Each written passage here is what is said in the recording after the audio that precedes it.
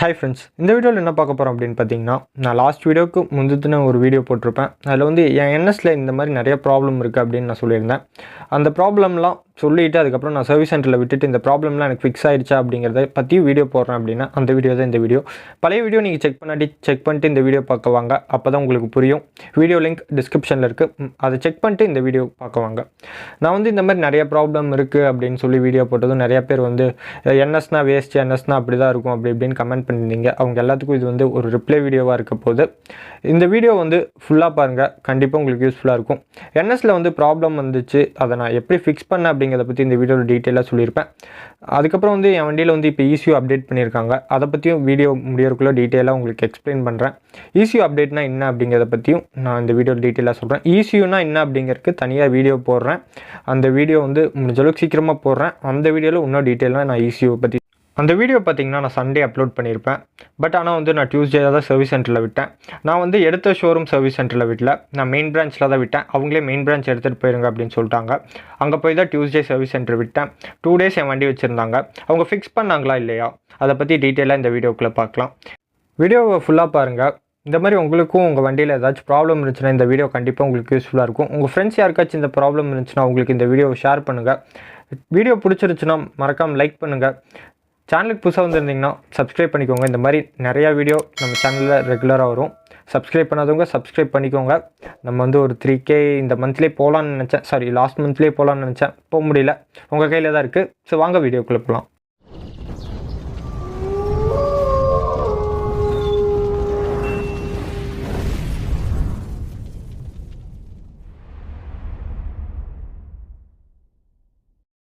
First problem நான் என்ன சொல்லியிருந்தேன் அப்படின்னு பார்த்தீங்கன்னா, மால் ஃபங்க்ஷன் இண்டிகேஷன் எரியுது வண்டி ஸ்டார்ட்டில் இருக்கும்போது அப்படின்னு சொல்லியிருந்தேன். அந்த ப்ராப்ளம் எனக்கு இப்போ இல்லை. அது வந்து டோட்டலாக ஃபிக்ஸ் பண்ணிட்டாங்க அப்படின்னு தான் நினைக்கிறேன். சப்போஸ் ஃப்யூச்சரில் அந்த மாதிரி எரிஞ்சது அப்படின்னா நான் இப்போ சர்வீஸ் சென்டர் எடுத்துகிட்டு போய் உங்ககிட்ட இந்த மாதிரி ப்ராப்ளம் இருக்குது அப்படின்னு சொல்லிட்டு தான் விட்டேன், ஏன் இன்னும் ஃபிக்ஸ் பண்ணாமல் இருக்கீங்க அப்படின்னு தான் கண்டிப்பாக நான் கேட்க போகிறேன். உங்கள் வண்டியிலையும் இந்த மாதிரி ஏதாச்சும் ப்ராப்ளம் வந்து சர்வீஸ் சென்டரில் சொல்லி விட்டுட்டு அவங்க வந்து அதை ப்ராப்பராக பண்ணாமல் இருந்திருந்தாங்கன்னா உடனே வந்து அதை வந்து ஒரு வீடியோ எடுத்துக்கோங்க. எடுத்துகிட்டு இங்கே பாருங்கள் இந்த மாதிரி எரியுது, ஏன் எனக்கு அது ஒன்றும் ஃபிக்ஸ் பண்ணி தரல அப்படின்னு போய் ஃபைட் பண்ணுங்கள். ஏன்னா வந்து நம்ம வந்து வண்டி வந்து ஒரு 2 lakhs ஸ்பெண்ட் பண்ணி தான் வாங்குகிறோம். அதில் வந்து இன்னும் சின்ன ப்ராப்ளம் இருந்தாலும் சின்னதாக இருக்கும்போதே பார்த்துருங்க. அதை பெருசாக வளர விட்டிங்கன்னா கொஞ்சம் கஷ்டம். எனக்கு இந்த ப்ராப்ளம் இப்போதைக்கு ஃபிக்ஸில் தான் இருக்குது. ஃப்யூச்சரில் இருந்துச்சு அப்படின்னா நான் நெக்ஸ்ட் வீடியோஸில் நான் அதை கவர் பண்ணுறேன்.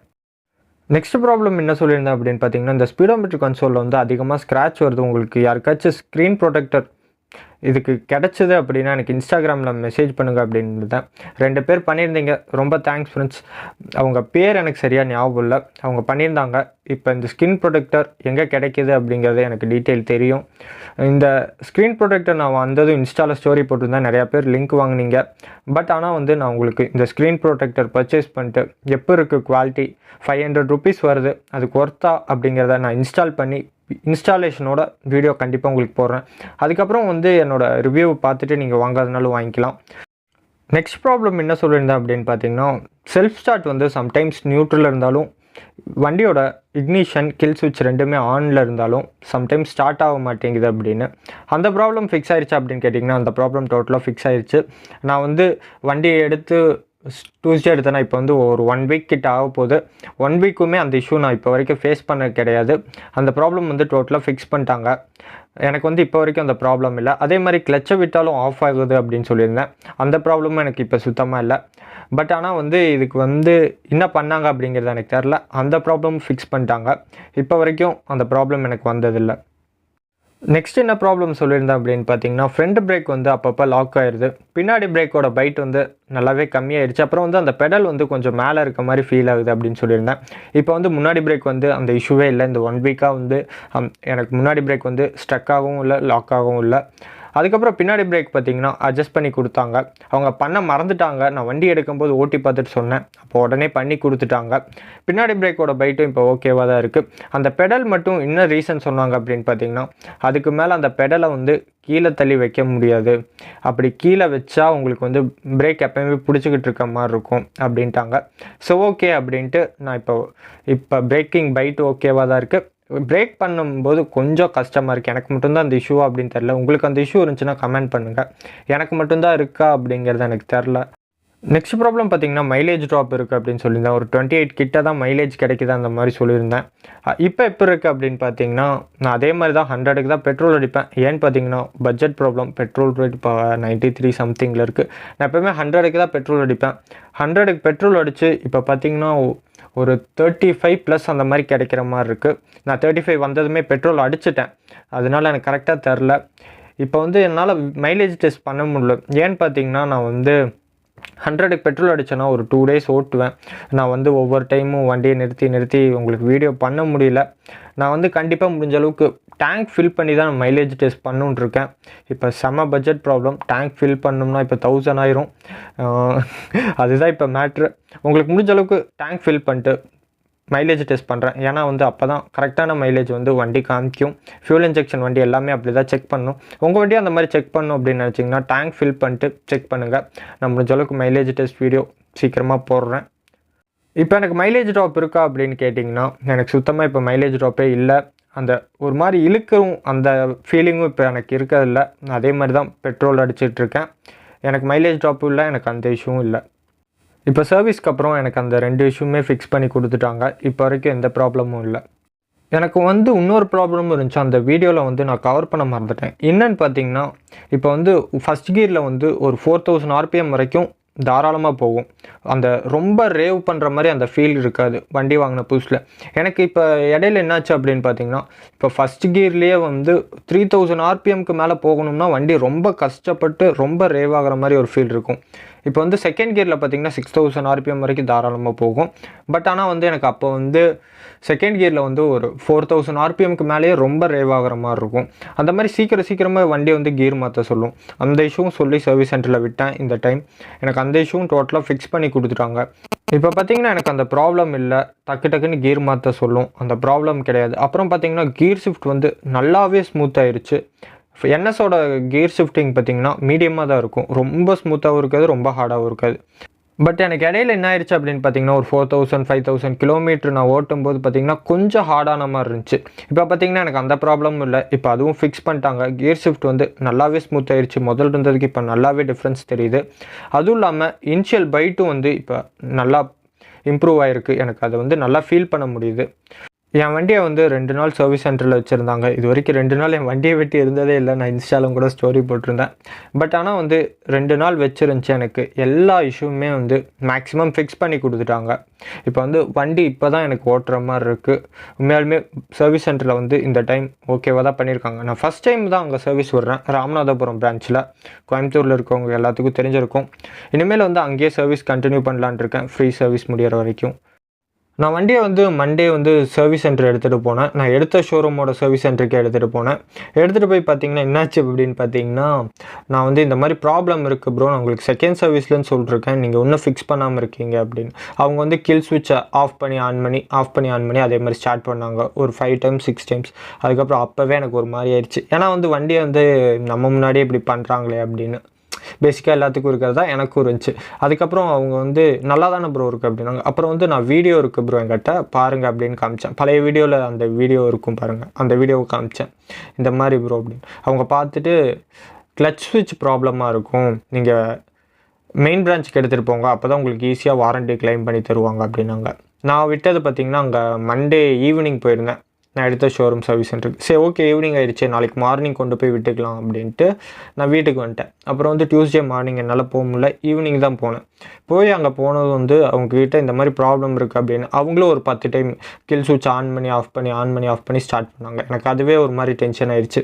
அதுக்கப்புறம் பார்த்திங்கன்னா நல்லா தானே ப்ரோ இருக்குது, இந்த இஷ்யூ இல்லையா அப்படின்ட்டு சரி அப்படின்ட்டு உள்ளே எடுத்துகிட்டு போனாங்க. உள்ளே எடுத்துகிட்டு போய் கில் ஸ்விட்ச் இண்டிகேட்டர்லாம் ஒரு ஸ்ப்ரே அடித்து திரும்ப வெளியே எடுத்துகிட்டு வந்து இப்போ ஃபிக்ஸ் ஆகிருக்கும் பாருங்கள் ப்ரோ அப்படின்னாங்க. இல்லை ப்ரோ எனக்கு இந்த இஷ்யூ வந்து எப்படி ப்ரோ ஃபிக்ஸ் ஆகும், எனக்கு வந்து ஃபுல்லாக ஒயரிங் எல்லாம் செக் பண்ணி கொடுங்க அப்படின்னு. அதுக்கப்புறம் அவங்க வண்டி விட்டுட்டு போகிற மாதிரி இருக்கும் அப்படின்னாங்க. சரி ப்ரோ நான் விட்டுட்டு போகிறேன், எனக்கு எப்போ கிடைக்கும் அப்படின்னா. எங்களுக்கு எப்போ அந்த ப்ராப்ளம் வந்து எங்களுக்கு தெரியுதோ அப்போ தான் நாங்கள் வந்து அதை ஃபிக்ஸ் பண்ணுவோம் அப்படின்னாங்க. எனக்கா செம்ம டென்ஷன். அதுக்கு நான் அவங்கள வீட்டுக்கு நான் வண்டி பின்னாடியே உட்கார வச்சு டெய்லி அவரு கூடயே வீட்டுக்கு கூப்பிட்டு வந்தால் ஓட்ட முடியும் சொல்லுங்கள் பார்க்கலாம். அதுவே எப்போ வச்சுதான் ஆகுது. என்கிட்ட வீடியோ இருக்குது அப்படிங்கிறதும் நான் சொல்கிறேன். அவங்க வந்து வீடியோ வந்து ஒரு பொருட்டாவே எடுத்துக்கல. அவங்க வந்து சரி கார்டு போட்டு வண்டி எடுத்துக்கோ அப்படின்ட்டு இன்னொருத்தர்ட்ட சொன்னார். அவர் வந்து என்னென்ன ப்ராப்ளம்லாம் இருக்குது அப்படின்னு கேட்டார். அவர்கிட்ட வந்து எல்லா ப்ராப்ளமும் சொல்லிட்டு அதுக்கப்புறம் அவரும் வந்து அந்த மாதிரி கில் ஸ்விட்சை ப்ராப்ளம் சொன்னது அவரும் அந்த கில் ஸ்விட்ச் ஆன் பண்ணி ஆஃப் பண்ணி பார்த்தார். எனக்கா செம்ம டென்ஷன் ஆயிடுச்சு. ப்ரோ எத்தனை பேருக்கு ப்ரோ நான் எக்ஸ்பிளைன் பண்ணணும், எத்தனை பேர்த்திட்ட, ஏன்னா வந்து நான் 3 பேர்த்திட்ட இதே ப்ராப்ளம் இருக்குது, இந்த மாதிரிலாம் இருக்குது அப்படின்னு ஒவ்வொருத்தர்ட்டையும் 10 நிமிஷம் பேசுகிறேன். இவர் வந்து 3வது ஆள். இவரும் வந்து என்ன ப்ராப்ளம் ப்ரோ அப்படின்னு சரி அப்படின்னு அவர்கிட்டையும் பொறுமையாக எக்ஸ்பிளைன் பண்ணிட்டு இந்த மாதிரிலாம் இருக்குது ப்ரோ அப்படின்னு அவரும் வந்து நோட் பண்ணிட்டு உங்களுக்கு டெலிவரி டேட் சொல்லலை, ஆனால் வந்து உங்களுக்கு நாங்கள் கூப்பிட்றோம் அப்படின்னு சொன்னார். 1 டே ஆச்சு கூப்பிடல.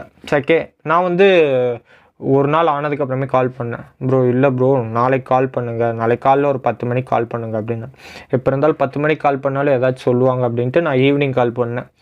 ஈவினிங் கால் பண்ணதுக்கு உங்கள் வண்டி தான் பார்த்துட்ருக்காங்க ப்ரோ, நான் கால் பண்ணுறேன் அப்படின்ட்டு எனக்கு ஒரு 6:50 அந்த மாதிரி 7 o'clock கிட்ட கால் பண்ணார். வண்டி ரெடி ஆகிடுச்சு வந்து எடுத்துக்கோங்க அப்படி.